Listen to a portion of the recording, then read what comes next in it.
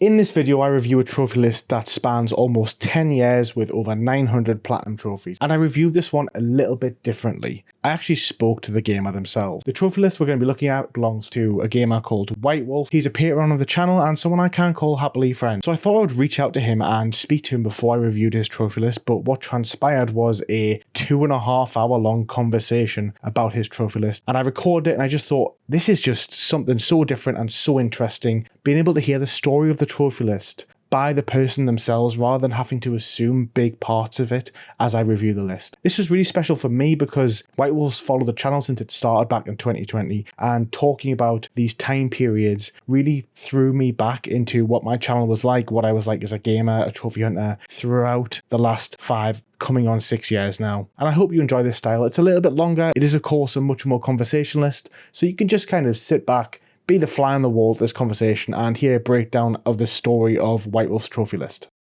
We'll start with a classic. We'll start with PSN, all right? We'll start with PSNP. All right, so we've got 901 plats, and your latest plat was Diablo 4 was your 900th platinum, yeah? And you got the 100%, and it took you almost 2 years, to be fair.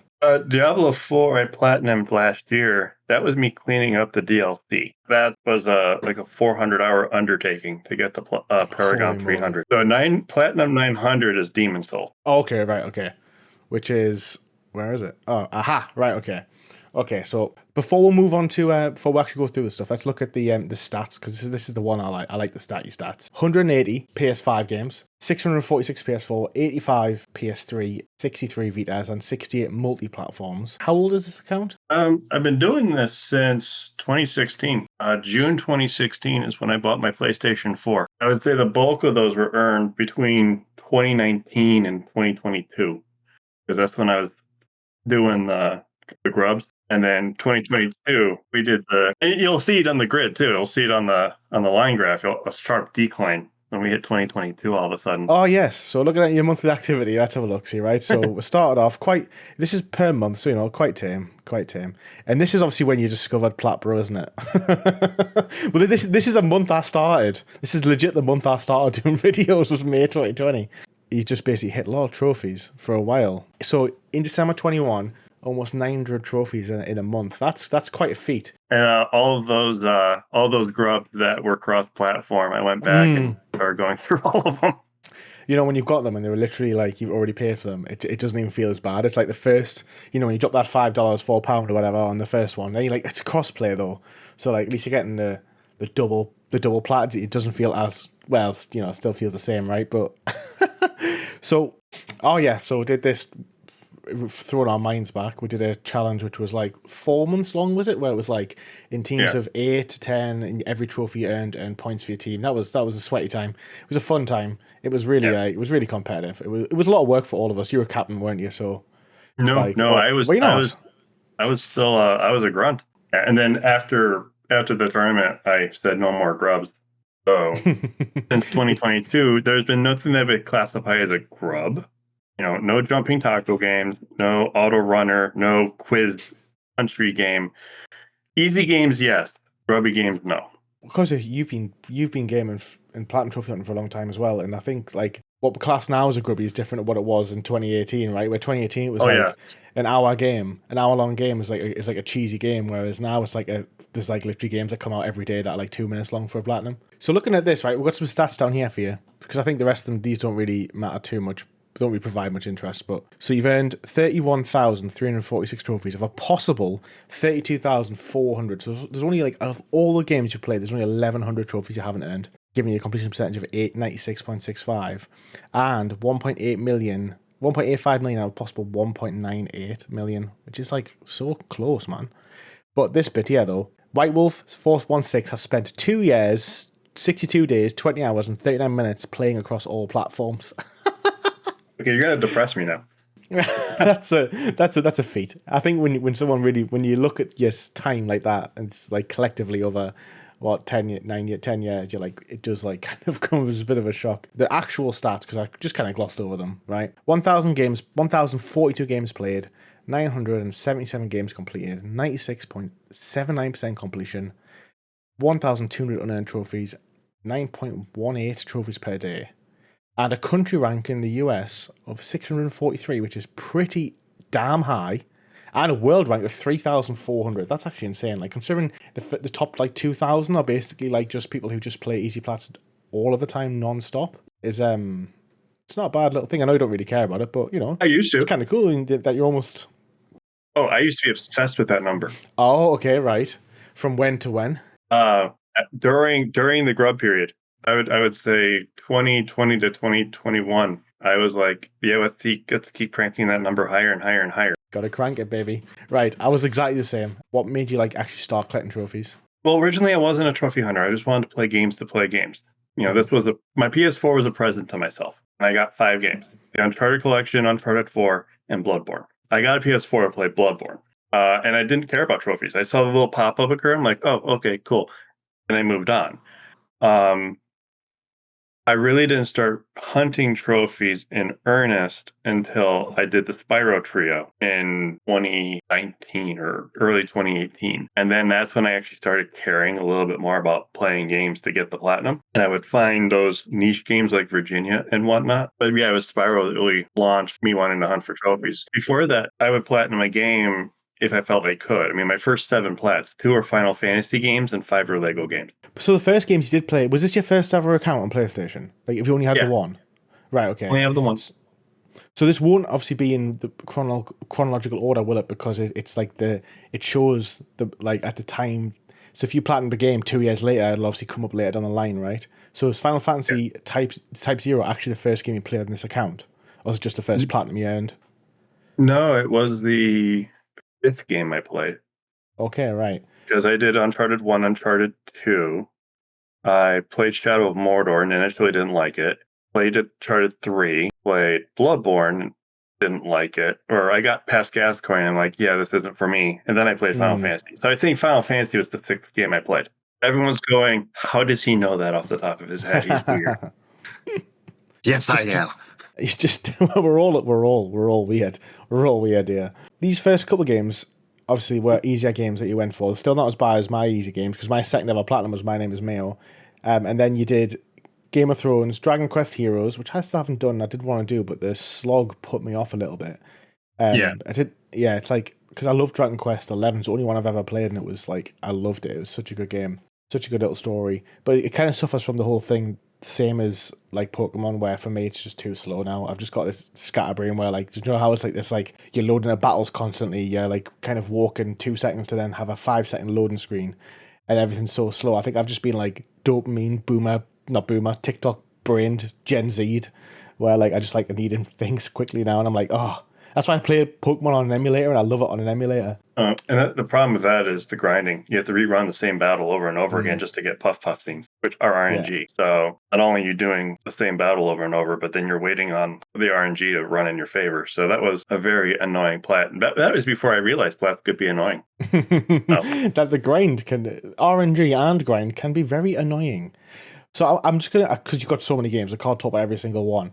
So we're going to look here at so Diablo 3 and Persona 5. Persona 5 is harder than Diablo 3. Diablo 3 is quite a grindy, and you did 100%, which I think I did, but it took me a long time. Probably not as long as you, because I did it like 2021. So I think there was way more guides out. And I remember at the very end, I was doing my grind, and someone just joined my world. Or I did like this raid, and he was like level, I don't know what the levels were, but I'd just finished like the end of the game, and he literally had like, he obviously had this account had thousands of hours on. He just like, he put the difficulty up to like the highest one, and I was with my friend, and I was like, we've just done it on like the second highest difficulty. He put it the highest one and just steamrolled through the entire dungeon, and we didn't even know what was going on. Everything was dead, and I think he helped us get loads of gear and stuff just to like 20 minutes of play. I had no one nice to pop in and you know, do a GTA 5 experience dump in my lab. I know. Well, if I play Diablo, well, you say that, but then you know the pesky overlords at PSNP might have banned you. I mean, just don't publicly admit it on a video that you made, because they cited that as evidence. Like when he questioned it, they were like, "Oh no, well, you've made a video." We're talking about Guy Frisky here, where basically some cheater came in and basically gave him loads of XP. So he got the trophy like level 50, level 100, like within 2 hours of each other, and then he basically admitted in his video, and then the mods were like, "Well, you've admitted it in a video that you've cheated." And he was like, "Oh, I didn't cheat. Someone came in and forced me to cheat." He was like, "Well, it was still cheated though."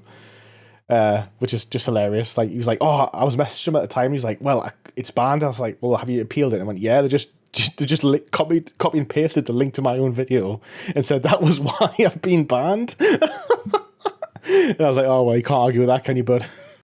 Okay, so we'll skip forward a little bit, right? Because you're making good way here on the platinums, but then I want to skip to so this one's sticking out to me already. Oh, a couple are. So Ink Explosion sticking out to me.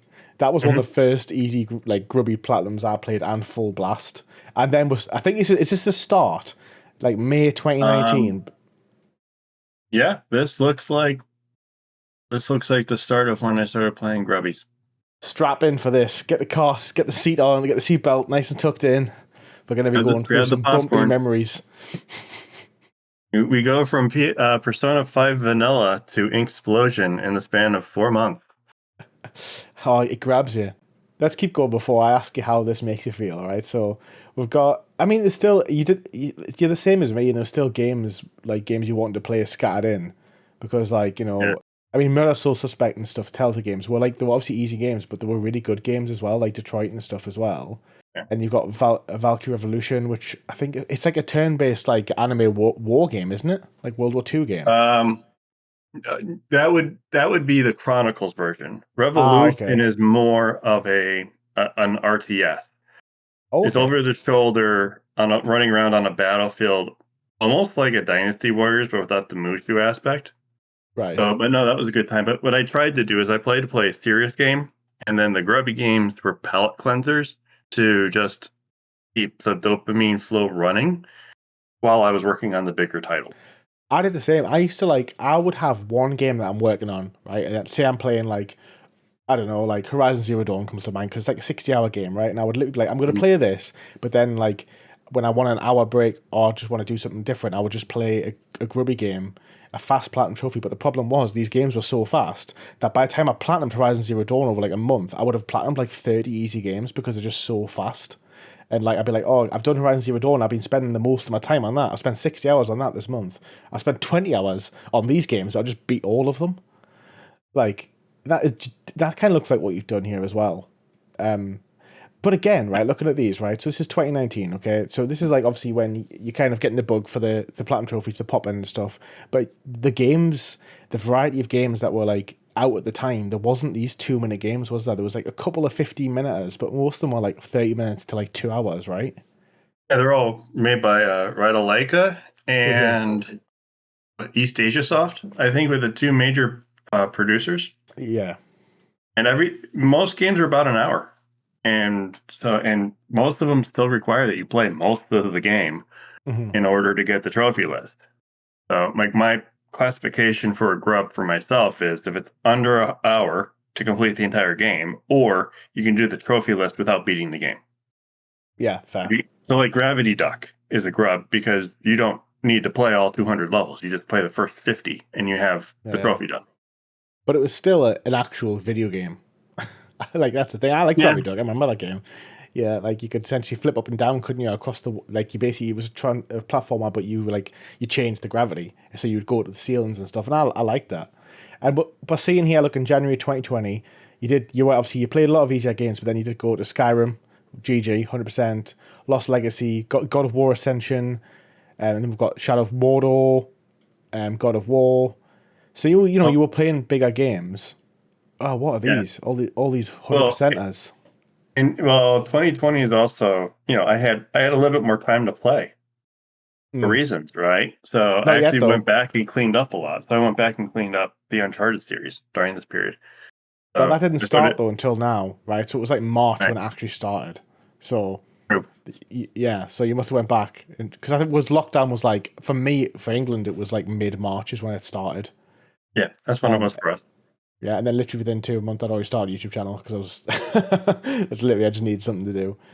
Okay, we'll skip. I want to skip up to May because obviously May is when I started YouTube, and that's obviously like you've been watching me for quite some time, and obviously you drew a lot of.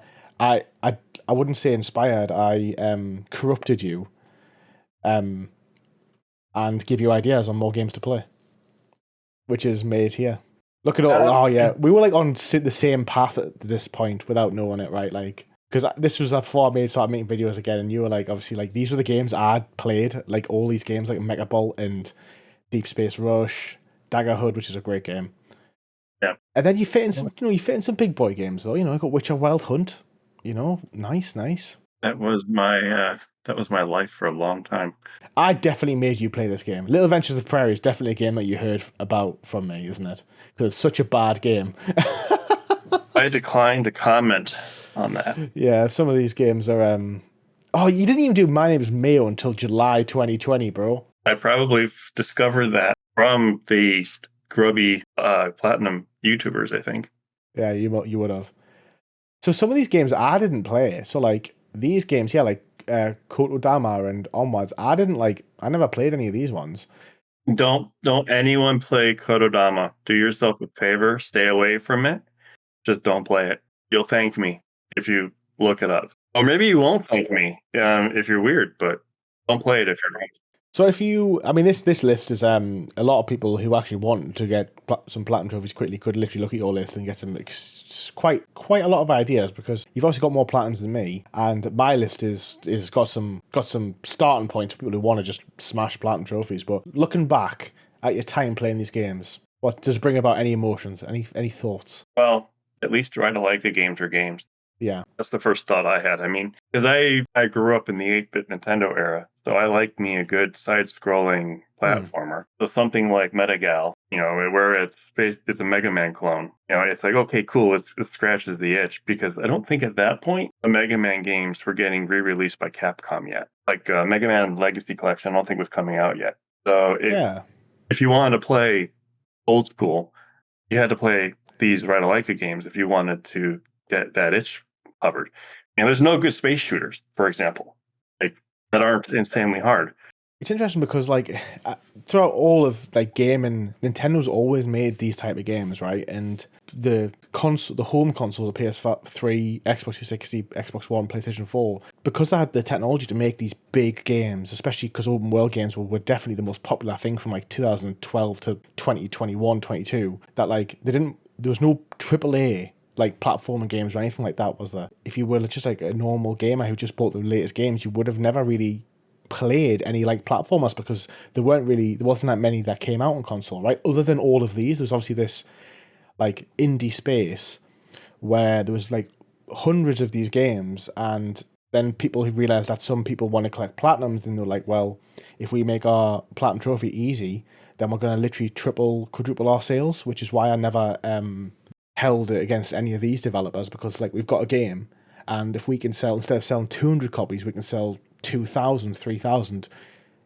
and you still, that you can't blame someone for doing that, because they still made a game, they just want more people to play it, right? Even if it is just for maybe not the reasons of loving the games, but a lot of them would then keep that developer in mind for future, and that's obviously how they continue to keep thriving and making more games.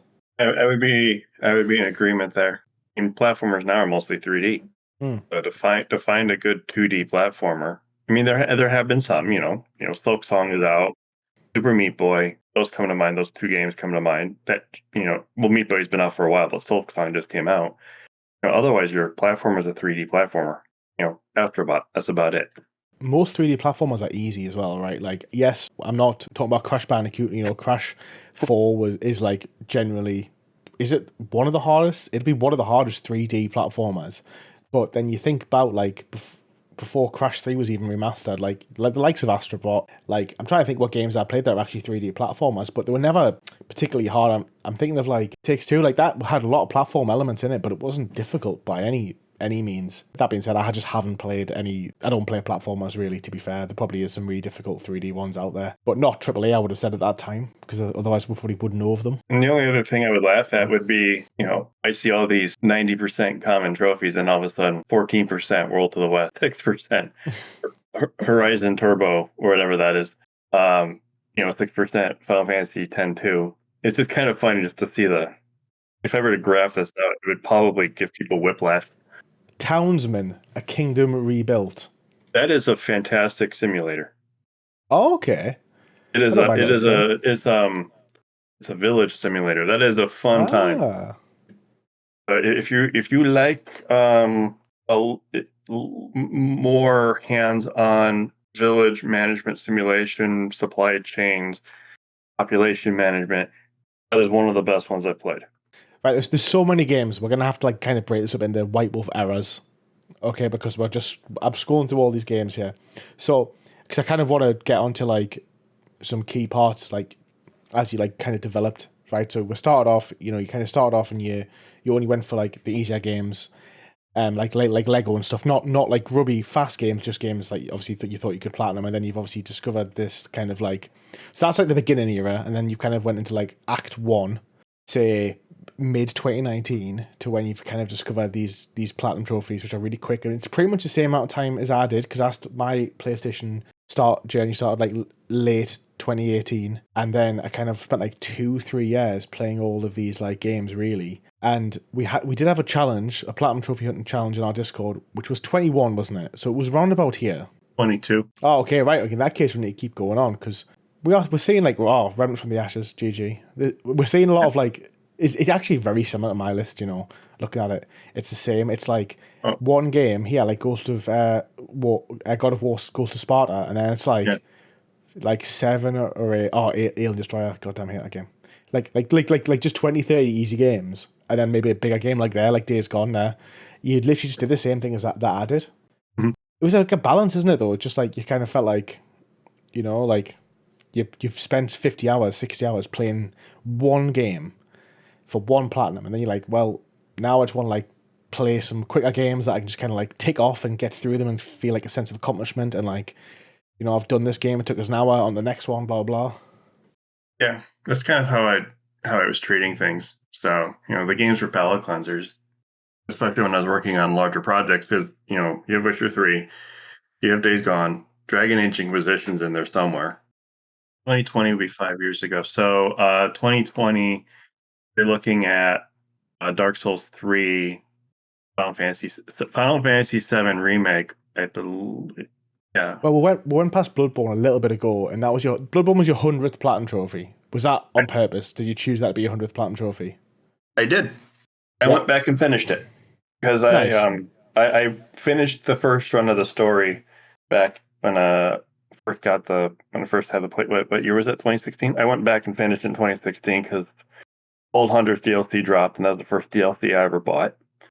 And so I finished the first run, and then I'm like, okay, I'm done. I don't need to play this anymore. And then I set it aside, and I had like 5 trophies left to do. And then when I was getting close to 100, I said, I need to make it something special. So I was like, okay, I picked Bloodborne to do it. Just because that was the only game I could think of that was, unique or cool. Were the milestones, were they important to you going throughout all this journey, and are they important to you now when you were reaching like 900? In the beginning, not so much. I put a lot of focus on 100 and 200. So like the hundreds were important to me up until 300. And then after 300, then I started caring a little bit more about what I picked. And so I tried to pick games that either were nostalgic to me. So I think Final Fantasy VI is my 750th, because I played that game to death when I was on Super Nintendo. But most of them are either large-scale RPGs, Final Fantasy games, Soulsborne. 800 is kind of special to me because my daughter picked that one out for me. Which was? Edge of Eternity, which is another RPG. She picked it for me, so I said, okay, I'll play it. That's nice. It's nice to kind of like be able to tie like milestones to something. I mean, we're talking about video games, talking about trophy hunting, and like, you obviously get the meaningfulness and the purpose of these is obviously it's internal, right? It's self-created. But it's nice that when you can like tie like something like meaningful, that's genuinely meaningful, to something that you're passionate about internally as well, and like tie them together, because it obviously just gives them more meaning, doesn't it? I'm of the same opinion. I mean, I happen to love Final Fantasy, which is why most of these milestones are Final Fantasy. Yeah, I have noticed that. But look at this one though. So when it's like you get a milestone every 25 platinums until you hit 250, then it goes down to 50s, right? So your 225th platinum was, I don't know what game was, but it's just Platinum Hero, which is a great name for a platinum trophy. Like, I hate it when they just call it a platinum trophy, or platinum. Oliver's Adventures in Fairyland is not a terrible game. Oh, fair I think play. I classed it as an easy one, but it's in that same class where you're done in a couple. I think you're done in a couple hours. So, Fair. Okay, and you're we're gonna gonna have go back. No, go on. yeah. Go ahead. No, no, you're No, good. I'm saying we're going back to the list while you're talking. I'm gonna go back to the list because we're gonna skip forward because we're seeing a lot of the quick platinums here, and I think we just need to move past these to like the Get next like zippy. event. Oh yeah, well you did it for a long time, but so this is when you got your first PS5 platinum was Boxing Day, December 21. Did you get a PS5 Oh, for Christmas? yeah. Well, it was just a chip shortage. Sony had Yeah. that thing where you could enter into a lottery. They Okay. sent out an invitation, enter yourself into a lottery, and I got it. I'm like, I wonder if I got it because of how much money I'm dropping in the PSN store. And this is Sony's way of securing me because it was convenient. My PS4 was dying. Ace Combat 7, killed the heatsink. So anytime there was pyrotechnics on the screen, my PlayStation 4 would rev up and then die, and then I wouldn't be able to play for about an hour while the system cooled down. I remember that So like cool thing where it's like, what's that? Just put my PS4 controller in charge. When it was like literally, you turn your PS4 on and it would sound like an airplane was taking off. And I've seen loads of memes of like people like because Marvel Rivals has just come out that it's going to PS4 now. And I've just seen yeah, loads of memes of like people like turning on Marvel Rivals and they're just entire house exploding because the PS4 just can't handle it at all. So this was like so when you got your console, your PS5, you're like, yeah, you had a busy Boxing Day. You're like, I've got oh these yeah, games, I need this backlog. Well, not busy, like 6 games. I took like, well, to be fair, you got Star Wars Fallen Order 19 seconds, 32 seconds, 20, it was yeah. like I'm going to spend 2 hours platinum in these 6 games. Fallen Order was not an autopop. I promise. There's Oh yeah. absolutely. I did it in 19 seconds. It's a world record speed run. Prove me wrong. No, the world record speedrun is for No Man's Sky, my friend. No Man's Sky platinumed in 0 seconds. And I actually liked No Man's Sky. I didn't mind it. 0 seconds, so that's an impressive feat. You knew the game. You liked the game so much you knew it like the back of your hand. I'm just going to provide a little flashback for everyone. Some people obviously would have been in that tournament, but there was only a couple of hundred people in it. We had this tournament where basically in the groups of 10, you earn points for the platinum trophies that you beat. The difficulty of the platinum affected how many points you got. So it was like if it was a 1 out of 10 difficulty, you got like 1 point. But if it was like a 10 out of 10 platinum, you got like 250 points. So like people were basically playing games between like 4 and 7 out of 10 difficulty because I think a 4 out of 10 might get you like 10 points, but 7 out of 10 will get you 30, but it would obviously take a lot longer. So it also encouraged people to play these like harder games. And of course, we did monthly special games, didn't we? Where if someone, like we all voted, and then if someone did this game, they got double points and stuff like that. It was pretty cool. Yes, we did. We started it. I think we kicked it off in February because I know I did Crash Bandicoot 1 for the challenge. So I think February Okay. 2nd, that Dirt 5 PS4 deck, Yeah. I think that kicked off the challenge. And then we have people like, well, some people like saying, "Oh, this game hasn't got a guide, but I'm going to write a guide for it, and it's a 5 out of 10," things like that. And then Oh, people be that, like, "Oh, well, it's a 4 out of 10 here, but it's a 5 out of 10 here." oh yeah. Funny. Well, That was that's funny. actually People why I just wanted started to win. writing guides. Oh yeah, yeah. So how many guides? We'll get. When did you start writing guides? Was it this around about here? 2023, I think. I don't write them anymore. I'm soft retired, so Right. Well, keep going through. So you were obviously the challenge obviously got you playing a few older games like Sly Cooper Thieves in Time, which is not a great Sly game. It's definitely the worst Sly game, I think. Anyway, I was disappointed when I went back to play it. Elden Ring as well. It was about 4 months this tournament, so it obviously got you playing a lot of different games alongside obviously these faster games like got you in a good classic God of War in there. But you did keep up the fast ones when you had the time, didn't you? well, and they were all games that qualified for the challenge. So if I remember correctly, I think I walked away from the challenge with the most number of platinums earned. I didn't have the most number of points because all my games were only worth like 2 points. But in terms of raw number, and then I had to troll you a little bit because you had that live stream, and I think I got you to agree on the live stream that My Name is Mayo was worth 50 points. And then when you went to my team's list and you saw that the last trophy earned was My Name is Mayo 3, you gave a look to the camera like, bro, really? That's so funny. But no, Oh, people were scalping off each other's lists. So I think I was yeah. one of the sources. Like there's like Rainbows and Unicorns, some weird top-down shooter, and I found it, and it was like a 3 out of 10, and then other people started playing it, and it was just this ridiculous top-down space shooter, like Galaga or something like that. I'm sure, didn't Wooly do Earth Defense Force during that challenge? I'm sure he did, you know. And it was like a Oh, 10 out of 10, yeah, 300 hours or something stupid. That must I have don't been remember what the anyone best. else did. So didn't we single-handedly cause that to pop out of ultra rare difficulty for a little while? Or something like we did something because of our efforts, we caused Wolf 2 to pop out of some status. Potentially, yeah. Was it Wolfenstein 2, though? That's a It was big something. game. It was a Yeah, rare there was a game. game. It was ultra rare, then it went to like 5.03 or something, didn't it? And everyone was like, no, I've lost my ultra rare on Wolfenstein 2. That's so funny. After that, did you say that you said, oh, I'm going to stop Yeah, after trophy hunting as much at that point? yeah, after that I stopped doing grubs. Now I did clean up some that I had picked up Hmm. and couldn't do for the challenge. So like what was it, the Fade to Black game? That's right. Where is it? It's right before the double stack of Intelligent Cube. Hmm. I did that one just because I had bought it for the challenge and didn't realize it was a 1 out of 10, so I didn't play it. So I cleaned it up. But this is kind of when I stopped playing grubby games. So Okay. some of the games are easy, but they take more than an hour to do. So what made you stop?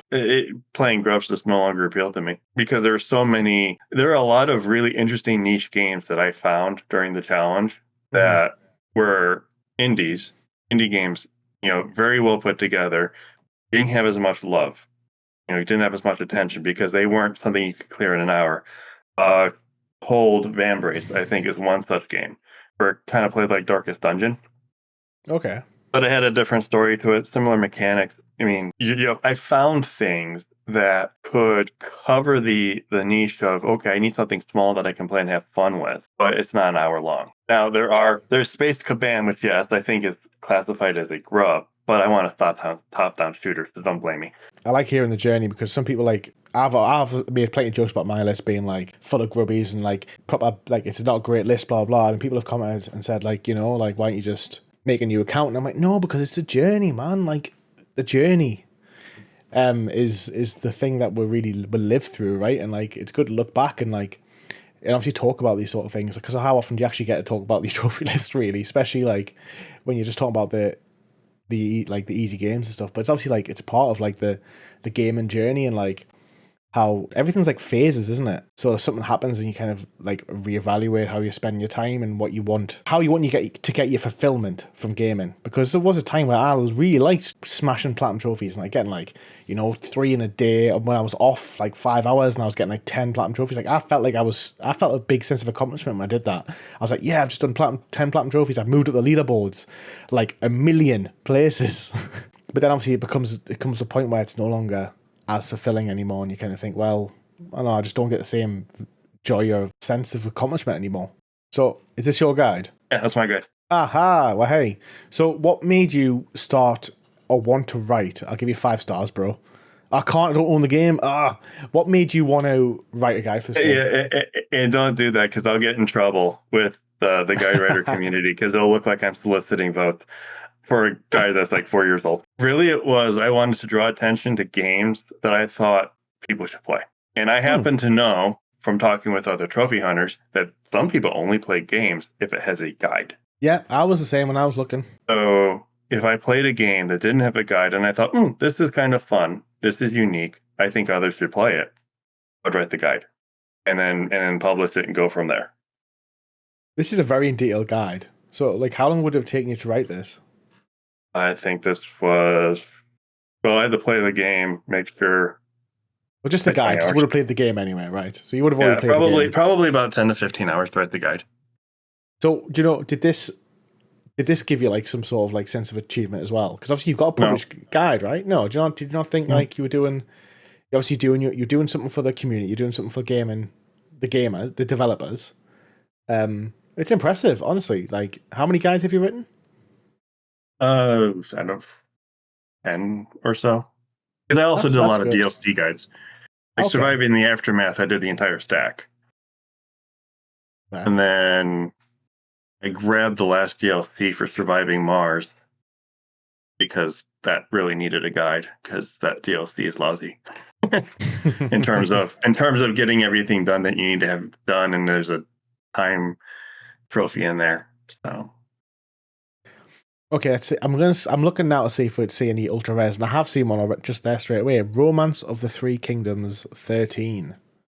So this platinum took you. Hold on, where is it? I've just lost it. I am blind. Here, it took you 5 years and 4 months to beat this one. that's for the 100%. Right. Okay. So it took me. It only took me like 3 or 4 weeks, I think, to do it in proper time. So it's a simulator, like an RTS. Turn-based. No, there's no real time, and it's a pure turn-based strategy. Okay. So you wrote the guide for this one for the DLC. I wrote it for the curious. DLC. So I didn't remember the base game well enough to feel comfortable writing a guide for it. Even though a member of the community straight up direct messaged me and said, "Base game guide when?" And I told him, "I don't remember the base game. I can't write the guide." Yeah, you can't write no. Like the thing is as well, when you've already got the platinum, it's like it's so hard to go back and think. Even if you replayed that game, say you got the platinum and then 3 years ago, but you want to go back and rewrite the guide, unless you were to play the game and get the platinum on another account, it's really hard to kind of relive and retell what the platinum would be like because you can't remember the real difficult bits. You might remember little bits, but obviously when you're playing hundreds of games, like if someone asked me to go back and play write a guide for God of War in 2018, now you could play through it again and but you wouldn't have all the difficulty around it. You wouldn't have the frustrating bits and stuff like that. Like even collectibles obviously can be frustrating in certain games. Like Uncharted 4 has so many collectibles, like a ridiculous amount of collectibles, and like we got to remember that you got to relive the frustration of that as well to write in the guide to actually like write clear instructions. Oh, he did Outriders. What a game! What a game, right? Oh, yeah. I love that game. I love that game so much. Go on. I'm just mumbling. And there was and I was doing the DLC, and I don't remember, but there is a guy who just dropped an afternoon to help me run the missions I needed to run to get that DLC trophy. See, Outriders was because it was kind of obviously it's a looter shooter, right? And it was like some people just love those type of games, and like I played Outriders way more than I needed to get the platinum and then to get the DLC. And the DLC I thought was good. The game was lacking certain things, but I still loved the game, and like the core gameplay was strong. It's just like obviously it was facing looter shooters still do, but even back then was 2021 it came out. They faced this massive scrutiny from the mass media because people expected a story game and they didn't want a looter shooter. So like nobody wanted it. I think that was like the narrative at the time. Like I didn't, but like most like game reviewers and stuff were like, oh yeah, it's got a 10-hour story, and then at 30 hours of post game, we don't want that. We want the full story sort of thing. So I felt like they kind of were really harshly punished for it, which it is a shame. Like looter shooters and stuff, you tend to. It's almost like you miss out on the good game. The game gets really good at the end, but then you don't have anything to play when the game gets good because it's just replaying the same levels over and over again. It's kind of like they need to work better at bringing out all the good loot and stuff early on so you can kind of appreciate the mechanics alongside like a story or something as well. But I don't really have a bad word to say on Outriders. I think it looked good, played well, fun game. Oh, yeah, I had a lot of fun with it, so I don't regret it at all. And I believe what's after that? What's with that? I was going to say, he has Scars Above, the game that you actually donated me money to buy, which I bought and I still haven't played. And it must have been around about this time. And I wrote the guide for this too, so... I had it on my PlayStation for about 2 years. Oh, and you can test something, because someone left a comment stating that there was actually like some block underneath the final boss that you can shoot, but I didn't even notice on my playthrough. Granted, I just fought the final boss and still got through it. That's so funny. But you can test it and see if that comment is correct, and then I'll amend it. There's no way for me to test it, and I don't want to go back. Let's have a look on my collection. Scars Above. Where is it? There it is. Look, PS5. I'm It's not a going to bad re-download game. it now. Yeah, I mean, to be it's fair, not a bad time. It's short. yeah, It's that's only about appealing. 10-hour experience. But I think they did a fairly decent job with what they were trying to do. Like, and this is kind of what I was talking about. These little indie Yeah. developers make games that are smaller scale, similar to the games that other people like to play, and they don't get any love because they're longer than what a trophy hunter wants to spend to play a game Yeah. that isn't proven. But and it's more expensive too, as well, on top of that. Yeah. So I like trying to find those niche titles now that I can give some love to, and if someone's looking at my list, they can go, "Oh yeah, I want to play that.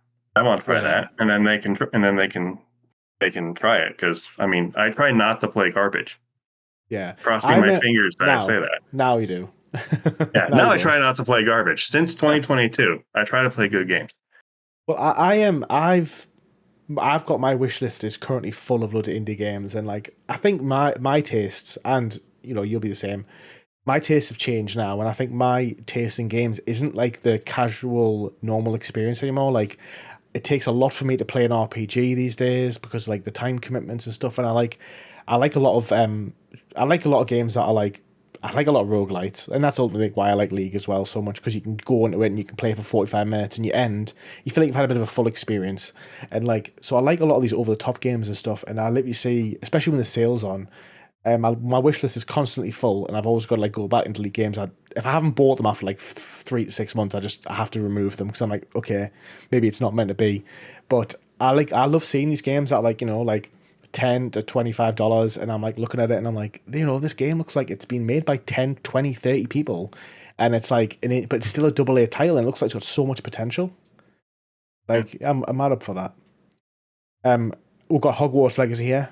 Well done. It's a time sink. It's a decent game. It's a good game. If you like Harry Potter, I played it and just went back to playing Skyrim. I was like, this game makes me just want to play Skyrim. I say I played it for like 25 hours and it's like, no, I'll start playing Skyrim. Well, and I am also of the opinion that's just filled with bloat. Merlin trials. Like every Merlin trial is the same. And then if you're getting into rotation of spells, and you're always casting the same 3 spells, then combat becomes boring. It's Yeah. all combats solved the same way, which is my primary complaint with Final Fantasy 16. All combats solved the same way. It's when you say fluff, right? It's like so when you play Hogwarts Legacy for 10 hours, 15 hours, you're like, oh, there's like, say 12 spells, it's really good. But the longer you spend with a game, the more like the depth of the game becomes clear that there isn't that much depth behind it. It's almost like there's loads of stuff to do on a superficial level, but the deeper you go with a game, you're like, actually, I'm just doing the same thing over and over again. Which is not a criticism of Hogwarts Legacy, because obviously that's what most AAA games even are like, but obviously the more they make you play the game, the more you realise that there's not as much depth as you thought. And it's like flashy lights, flashy graphics, and not that much depth behind it. Yeah, which would be my primary criticism of gaming now. It's ooh, flashy. Give me a story. So Crash Bandicoot 4 was not finished. Nor was Gran Turismo, and I know you're a big Gran Turismo fan. It's going to remain unfinished. both of them. Crash? No, Crash and Gran Turismo. Excuse me, Gran Turismo Sport and Crash. Yeah, Gran Turismo 7, I do not have the fine motor twitch muscles necessary to get the S ranking on the licenses. I have sunk time into it. I have tried. Oh, is that sport? Yeah, that's 6. That's sport, and that's impossible to get now anyway because the online has been closed. Right. Okay, so some of these, like driver level 50, surely you could have done that one if you put the time in. Oh, I can't. I can still do that now. Oh, okay. I just can't do the online trophies, which I think are the rarest at the top. Like the pole position ones, I can't pull those anymore. Right. So I could probably get this to 90 if I wanted to spend some time, but why play sport when Gran Turismo 7 exists? That's fair. Yeah, you're right. You're so right. That you could actually argue that, like, if you went back and played Gran Turismo Sport, when you think it's like an inferior version of the new one, it's like that's a trophy hunt, and you're like trying to claw its way back out and make you play it because you haven't got as many trophies on it. But if the game itself is, if there's a better version of the game, you're gonna have more fun with. That's one you should play.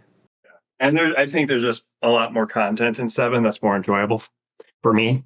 So So what about Crash 4? We're gonna get Crash 4 up, right? We're gonna have a look, right? So you completed beat any boss on inverted, but you didn't do all the levels on inverted, which is where all the map is the other way around, right? And it's like, is that the hardest Yeah. trophy in the game? No, the hardest trophy in the game is to get all perfect relics, which is playing every single level, breaking every single box without dying. Crash 4 is a great game, but these Mhm. levels feel 3 to 4 times longer than a level in, say, Crash 1.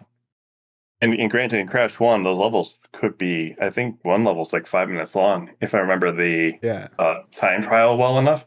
It feels longer than that, even though it's probably about the same Mm. size, simply because of the scale and grandiosity of the levels themselves. Yeah. Like you're moving. You're not just going up in a set pattern back and forth, but you're going from one end of the map to the other, and then you have the random friends popping in, and they change things up. It's just a very large platinum to going. Props to the people who have the patience to learn these maps Yeah. well enough. That's what it takes. I mean, this is a memorization game. You have to memorize each of Yes. these levels, top to bottom, to know where you can die, where your pitfalls are. You have to become a speedrunner essentially. And I just Yeah. don't have that skill set within me to speedrun a game. And a lot of the unfinished games on my list are unfinished because there's a speedrun trophy. I just do not have the skill to do. One of the hardest platinums I did was Marvel vs. Capcom Infinite, and it was like these computer trials where it was like basically you had to input all these sequences, and I've never really grasped Street Fighter fighting.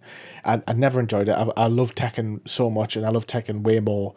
That was pattern recognition, but it was like really instant, because the combos only took, honestly, the longest one was 20 seconds, right? So you're thinking, compare this to Crash, which is like the memory and like being able like it's input but also like skill and timing for like a 4 minute level, whereas Marvel Capcom was only 20 seconds, but obviously the inputs were so difficult. I'm not going to say it's harder than Crash 4, but it was very difficult. It was harder than Crash 1, and it was like the inputs were so precise and so quick that it was very much a skill issue. Like I couldn't actually move my fingers fast enough to get some of them, and I was practicing it, and it didn't matter how much time I put in, because I literally just couldn't actually do them.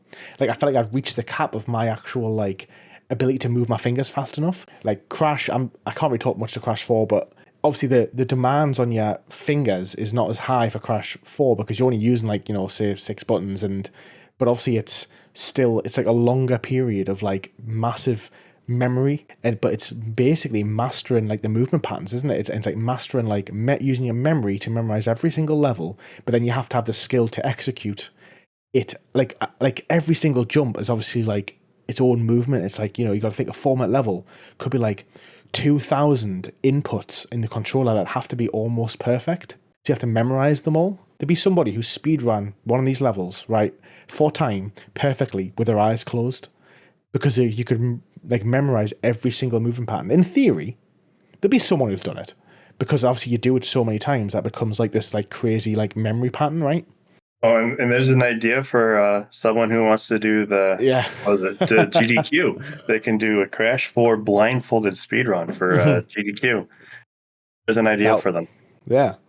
I've got a story I'm going to tell quickly about one of my friends. So I've got this like friend. He's my best friend, and outside of the interweb, outside the internet, and he's like a very like periodic gamer. So he's the same age as me. He's 31, and he's like he played not as much as games as me growing up, but like half the time. Like he was obsessed with Guitar Hero. He spent all of his time at mine playing Guitar Hero, but then he played like a couple of games. It's like he probably played like, I reckon, 50 hours to 100 hours a game in a year from like 18 to 25. But then when he got a bit settled down, he started picking it up again. And he's given up on Crash 4. So he got a point where he saw me getting all these easy platinums. He wanted to do that, and he got like 50 of them. Then he was like, this is boring now. He did like Surgeon Simulator, and he spent like 6 months playing Surgeon Simulator. And he literally spent about 3 months on Crash 4. And he said that like on his days off, because he worked shifts, he would literally spend 4 to 5 hours to do one of the levels on the hardest difficulty, like the inverted. And he was like, I got the point where I'd done like 10 of them, and I was like, it's taken me 40 hours to do these 10. I'm not spending another 200 hours, like another 10 days just to get this one trophy. And I was like, yeah, there comes the point where it's got to be a life, because you've got to practice it so much to actually get it. So for people who do have it, bravo. It is an achievement. Like it's one of those platinums where it's like, it is really impressive because of the skill and the input, just the mastery of the game you need to truly have, which most platinum trophies you can't say really are a sign or or like a symbol of complete mastery of the game, whereas Crash 4, that's what the platinum is. Oh yeah, definitely agree on that. Okay, we're moving up now. We're seeing a little bit of a mixture here, like LA Noire, a lot of longer games here. Mafia 2, Phasma was it was a Bloodborne game, wasn't it? It was like a From Software kind of like inspired game, yeah. It's a but shorter. Bloodborne. Yeah, it's Bloodborne speed highly favors the parry mechanic to the point that your wrist will start hurting because of how often you have to mash the R2 to make sure that you're parrying. Because it rewards you for successful parries. But overall, I mean, I would say it's a 6 or 7 out of 10 experience if you like a Soulsborne game, but you don't want to dive into a 50-hour game, because I think it's fairly short, if I remember correctly. We're seeing like a drop in the rarity of these platinums now. So like we are seeing like the platinums, rather than being like the 30 to 50, most of them are like sub 20% completion. We've got a couple of rare ones here. Like we've got I've just seen one. Well, we've got Legend of Mana, which is 11%. Oh, Surviving Mars, 2% rarity platinum. Bravo on that. And only 0.19% completion for 100%. Yeah, that's the one I wrote the final DLC guide for. Another person in the community wrote the guide for the base game, and then I came and cleaned that up. They cleaned up for the boys. It was 800, I think. 800 platinum. Okay, right. So even though you had gained quite a lot from like April 2024 to now, which is the October 30th of October 2025, you only actually earned 100 platinums over the next year and a half. So you definitely slowed down. Yeah, I went from doing about 10 platinums per month to 4 to 5, depending on what I decided to play. And also my time commitment. Yeah, of course. 2 Point Hospitals, a 4% ultra rare trophy as well. So you set a goal, didn't you? Do you want to explain what your goal was for? Starting Halloween of 2023, I started earning a trophy every single day. Now, originally, that started back in 22. Okay. But then I had a work party that went super long, and I didn't get a chance to get in, and I had a additional heartbreak attached to Diablo 4 and earn a trophy there. I was trying to get the trophy for killing Uber Lilith, and I had a completely underpowered character that got destroyed. Walked into the arena, dead. Oh. He lands, and my character is dead. So I had to run a completely brand new character from scratch, get it geared, get it leveled, get it ready to go, and it took me a month to do. So this was obviously the hardcore mode, obviously. No, it wasn't hardcore mode. Oh, okay. It was just the way I was running my Necro just wasn't the right way. And I was stubborn and refused to get rid of my minions because I figured I still wanted to do like side content. So I built a gravitational ball lightning sorcerer. If you know anything about D4, prior to season 6, I think the ball lightning sorcerer shredded everything just by existing. And I'm sure there'll be someone who plays D4 religiously who'll go, oh, actually, it was season 5. It was one of the best builds. So I lost my trophy a day streak there, so I restarted it in Halloween of 23. And as of today, I have earned a trophy per day. And you can verify that on True Trophies. It says 730 days. And that likely is going to end. I am not going to be continuing that. Bravo! It's quite a little achievement to have. Basically, trophy day for 2 years. That's pretty cool. Why is it ending? Is it the pressure of it, or just like are you wanting some freedom from it, or what? Well, there's a lot of planning that you'd have to do. Right. Okay. So I usually run 3-4 games at a time. I have to be looking at those games and planning in advance. Okay, I'm really close to popping a trophy here. Do I pause this game, jump over to a different game, move that forward separately? And then go from there. And then if you have a situation where you have life events occurring, then you run the risk of, I can't get in to play a game. As fun as it is, I'd rather get to the point where I'm just playing games to have fun now, especially as life outside of gaming is getting more ramped up. I don't want it to be like, I can't do anything. I have to get a trophy. Yeah. I think there's obviously something I think spontaneity is obviously it's just a good thing to have in life, right? And I suppose if you are like trying to control everything a bit more, like, you know, like your hobbies, if you're trying to like, you know, force hobby, like not force hobbies, but like force some sort of structure, too much structure in your hobbies, obviously it becomes a bit like it becomes like a bit more pressure, a bit of a chore maybe. And then obviously the longer you go on as well, the worse it feels when you fail, right? So it's kind of good to come to a point and an end on your own terms. I've just been skimming through while I've been looking though, because there has been some good trophies I've seen here. I've seen a couple ultra rares, Yeah. Bio Ink Redemption. I think I've missed. Oh, that's fun if you like to kill people Oh, who doesn't? in a video Oh, game of course, yes. as a pathogen. Yes. Oh, all right, okay. Don't worry, YouTube pathogen in a video game. Okay, so there's a few here I would like to talk about. So well done on Jurassic World Evolution. I remember playing it. Was there a Jurassic World Evolution on PS3? Have I made that up? I don't think it was on PS3. Evolution 1 and 2, I think, were PS4. Evolution 3 just came out for PS5. Oh, Jurassic Park. Look at this, Jurassic Park. I don't know what... Oh, Aftermath is a VR game. I feel like we're missing a Jurassic Park shooter. I mean, I know the Jurassic Park films aren't about that. I think we're missing... I mean, that VR game might be... I think we're missing like a... I don't know, maybe like a story-driven Jurassic Park game where you're kind of like doing something like... Maybe it's like a film, but it's a game. And there's like maybe elements of everything that's come and gone before, like, you know, the park and stuff. There's Lego Jurassic World. True. Lego. I find Lego games a bit underwhelming, to be honest, I feel like. But well done on these. Now this one, so Injustice: God Among Us is another one of very few games you didn't finish. Any reason for that? Yeah, I am lousy at fighting games. I know the feeling, my friend. And I have a moral objection to games that are difficult because they cheat. If a game is difficult because a game is difficult because of skill involved, that's fine. But yeah, of course. It's known that Injustice input reads. And so I don't react fast enough to having my input read to be able to counteract an AI that knows exactly what I am doing. And so I'm having fun with it. You know, It's one of those games I pick up just to, you know, have fun and play the game. But I've had too many issues with experience points not getting banked because the system, either my internet is lousy and it won't communicate with the system, or the system itself is lousy and won't communicate with my PS4, for me to really want to invest a heavy amount of time trying to get this done. You know, and I can AFK the experience grind. I don't care. But yes, I said AFK and experience grind. Go in the comments and at me. But more doing the Star Labs and doing the battle segments. I don't believe I also have the skill to be able to push through those.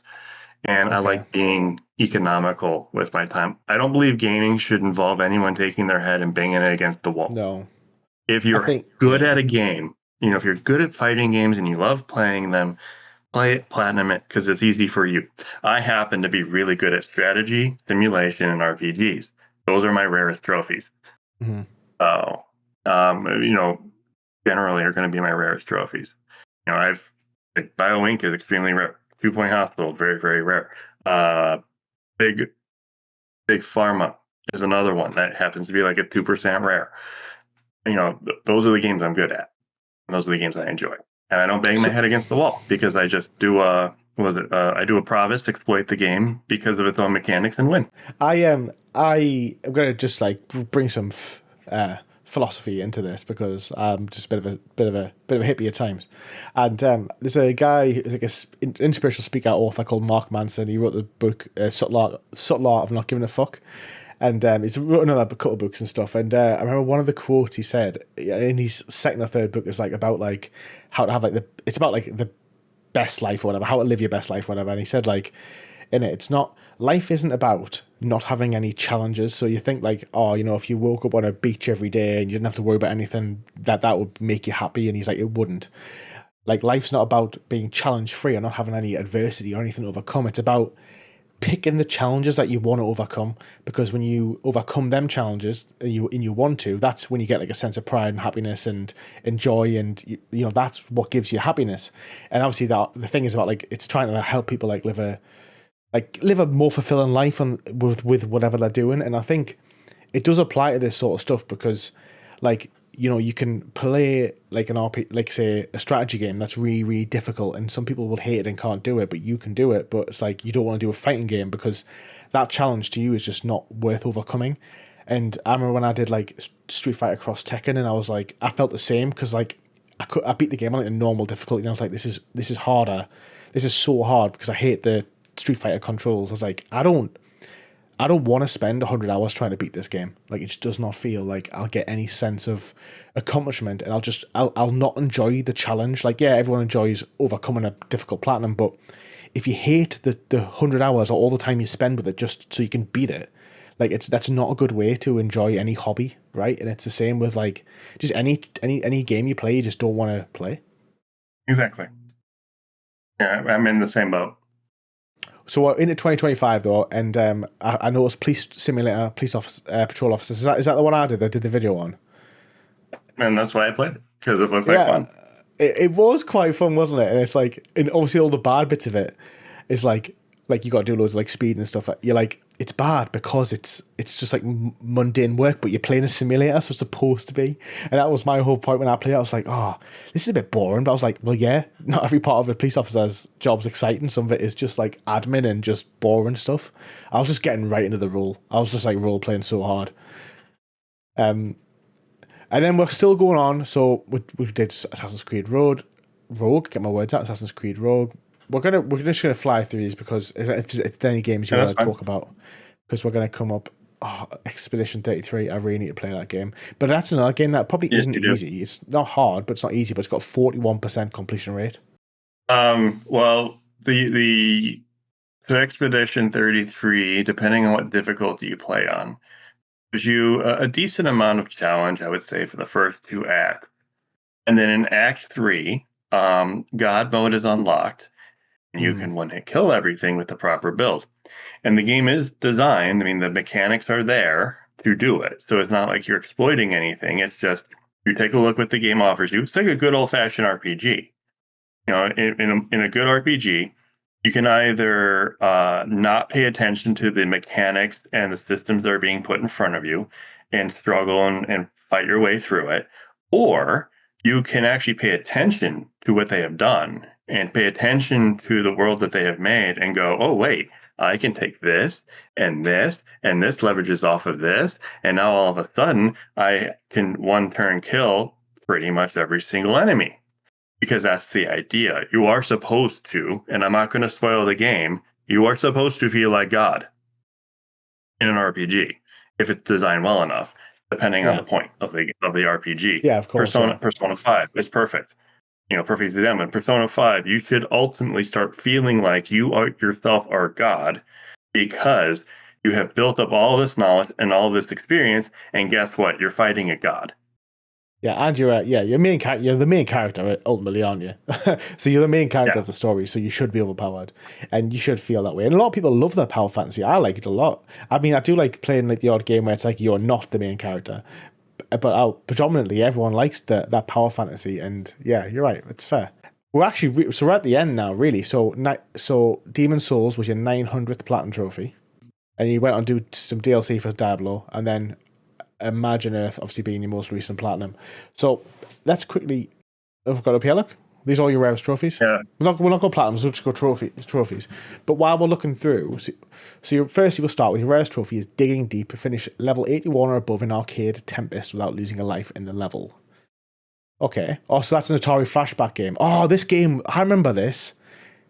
So These games are hard. So when did you earn this trophy? Let's have a look again. I earned it a while ago.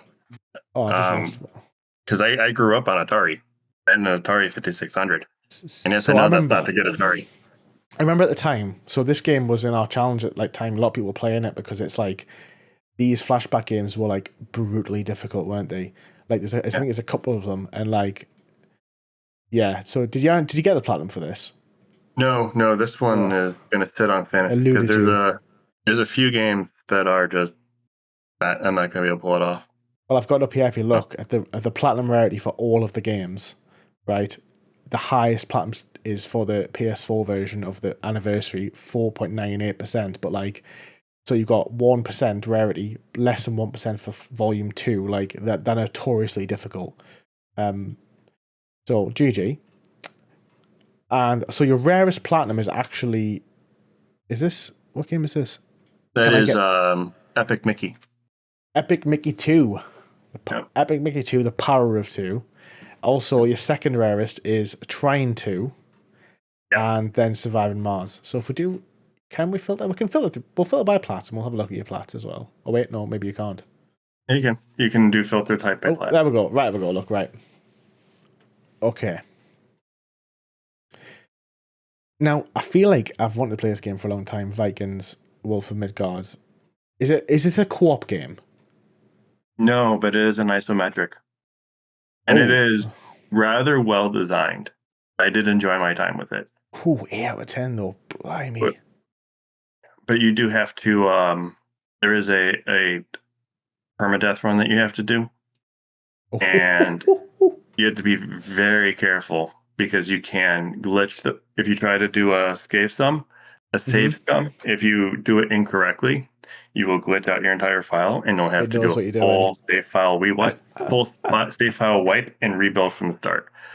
So it is best just to do a normal run, and then on the second run, use your bow. So of all these, of these rare platinums, which would you say was your favorite or the one you're most proud of? Out of the top, 10? Oh, well, of all the ones we've got, all the sub rare ones, all the ones that are less than 5%, the ones that are ultra. Oh, hold on. Yeah, the ones that are ultra rare. My favorite ones.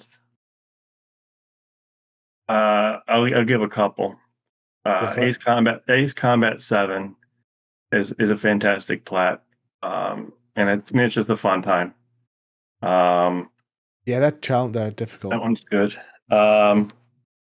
Moonlighter, which is the one that has the little weird green thing underneath Axiom Verge 2. Moonlighter is a hidden gem. Oh, okay. I don't think that game gets enough love. It is a combination dungeon crawl / shop simulator. Yeah, it is a fantastic game. It's fun. Okay. I recommend it. Good time. Townsman's on here. That's great if you want a city simulation game. All right, White Wolf, I think we've had a good deep dive into this trophy list, and I've enjoyed hearing your story. To be fair, I think it's interesting because when you sit down, obviously when I look at them and I talk about it normally, obviously I get an idea of someone's trophy list and that kind of that journey to trophy hunter, but it's obviously very speculative on my behalf. So I'll say certain things about certain things, but about games I've played, games I've left, but it's obviously like it is speculative, and you still get you create an idea of what the journey is. But it's been good to actually to hear alongside you like the journey of it. How has it made you feel to reminisce? It's been weird. It's kind of funny because some of the older games they're just vague memories. I have an idea of what they were like, but there's nothing in them that really draws me to want to play them again. In fact, there's a handful of games that I picked up and just played to play. Mafia 1 being one of them, because I just happened to enjoy the story. But, you go through them and you're like, well, I played this game. I mean, when you're I've had some more fun times with non-platinum games. Do you think you'll hit 1,000 plats? I don't know. I am right now in the process of considering retiring from full-time trophy hunting. Well, being active as a trophy hunter. I do have 950 planned, and you can see it there. Rebirth, I have planned for 950. Yeah. Only because it's 200 hours, and I don't want to try and cram it all into a month. Fair enough. But life is progressing, life is going on, and I have to take stock of what is important to me. And the outside world right now is of more importance to me than earning trophies. Am I going to walk away completely? No. I mean, the games I'm playing now, I do intend on getting the platinum. I just won't be as dedicated to earning the platinum. But I think if I also take a step back from actively trophy hunting and actively trying to only get the platinum, because I do try to 100% my games. I got games on my shelf that I've been avoiding because it's a time sink to get the plat, and maybe I'll actually play them and enjoy them. Yeah. Maybe get the plat, maybe not, but it's been that thing where, well, I don't want to do time sink on this right now. So Okay, I think I'm gonna say something. So while I speak this a little bit, have a little think about a couple of the platinum trophies that you think were your favourites to end it on. So I'm not Okay. asking for your favourite, but maybe two or three that you think you really, or were your peak moments of platinum trophy hunting. I just think it's like while I chat now, I think it's a really good kind of place to end it because it's like there's that reflection, and I think that's really what I wanted to hear, and I think there's always like a bit of a thought, a concern of mine when I speak to somebody who's not like a content creator about like their list and stuff. Is that like the I'm not sure what I'm going to get back from it, and like do I have to? I obviously want to try and draw out a little bit something a little bit deeper from the conversation, but I think you've been really open about it, and I think that it's like just get that end bit about like like priorities and where you go from here and stuff. I think that's really good to hear, and I think it's a good place to end it on to show that growth. But we'll actually end it on what your favorite platinums are. I'm going to give you one platinum from each of my 3 acts from this Go for play. it. So from the first act, I Am Setsuna.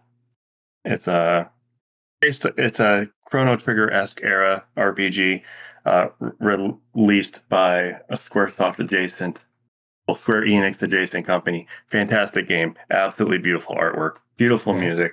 Anyone who likes old school RPGs from the Super Nintendo era is gonna fall in love with it, I hope. So that would be Okay. from Act 1. From Act 3, because I already know it off the top of my head, would be Expedition 33. Okay. There is so much. There's a lot of things with the game that some people might get bored with, especially once you get into middle of Act 2, Act 3. But and it's really front loaded in Act 1. But the amount of effort that they put into actually making a game that does not care whatsoever about what is commonly accepted story practices in gaming today is amazing. And what is on top of that, it moves outside the realm of music. Like most video game music, you walk away, you don't remember any of it Hmm. at all. You can play this game and you will be humming the music from this game, perhaps singing it in French. I apologize for the Brits in advance. Perhaps even, just singing, because it's almost everything is memorable. Everything is fantastic. It's fantastically directed, fantastically driven. And I think it would be hard, unless you just don't like the fact that it takes place in France, not to find something enjoyable with this game. And then from Act 2 is a little harder because of how much garbage is in there.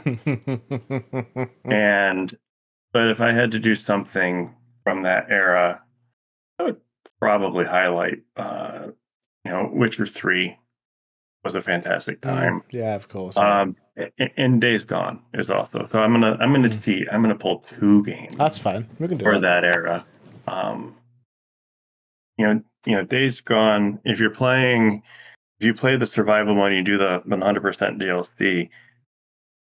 It actually, like, some people get bored, having to Mm. drive from place to place, but that's kind of like the purpose. His life is mundane. He just goes Yeah. from place to place in fear of his life because there's, people who want to kill him all over the place. And zombies. And you don't have the luxury of just, oh, I'm just going to fast travel and pop over here and pop over here and and not have any of the, actual risk of living in the world. That's true. So I think it's probably one of the better design systems that they've done with a game like that, in that world, the Horizon Zero Dawn, Days Gone, Ubisoft Yeah. world type of thing, that mechanic. And then Witcher 3 is just, how can I not say Witcher 3 when I am the White Wolf? I mean, Exactly. people will disown me and they will say, you are not the White Wolf, you are a mock wolf. So those would be Okay. probably my 4 of the 901 that I have 801. acquired throughout the last 9 years. I would say those would be the 4 that from the 3 acts of my life. And now we're going to move into Act 4. So I consider Exactly. this the start of Act 4, and we'll see if I get even remotely close to 1,000 before my PS5 blows up or I get bored of gaming in general. I don't think that's likely because I've been gaming since I was 4, and I'm Yeah. older than you. I think Fair I've enough. dropped enough hints about how old I am because I played an Atari. Yes. Well, who knows? Act 4 is yet to be written. So I'm Indeed. going to thank you, bud. Thanks very much for coming on. Thank you. White Wolf, everybody.